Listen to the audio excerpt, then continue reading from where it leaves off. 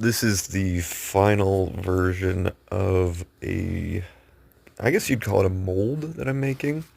Basically, I made a small version as a proof of concept, a bigger version just to see if this machine would cut for that long, and then I printed out this double, which has a right-handed and a left-handed version of the right shape at the right size. This is a armor model that I made out of, I don't know, a lot of things.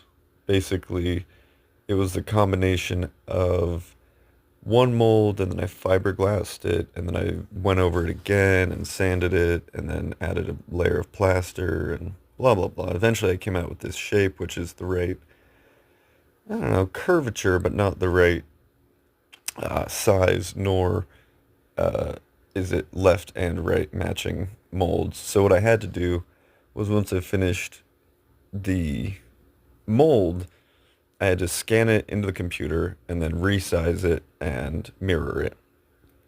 And that made the model making really easy because I didn't have to worry about being at an exact size. I just had to be at a relative curvature.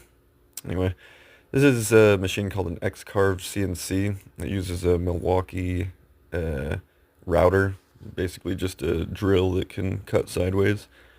And that's mounted onto this rail system that has a forward back, a left right, and an up down.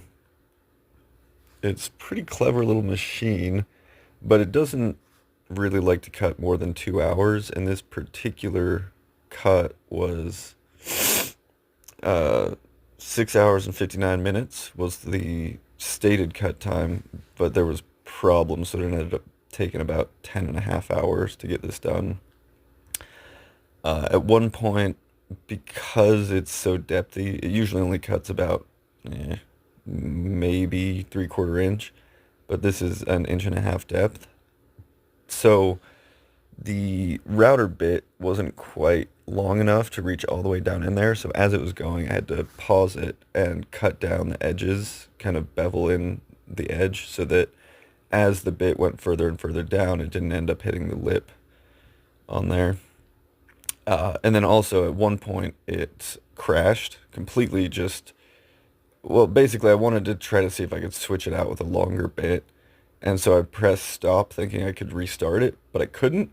And then when I went back, I had to basically hand select some of the machine code, delete half of it, and then upload the raw machine code instead of the actual STL file. Anyway, so now I'm going to make this out of concrete.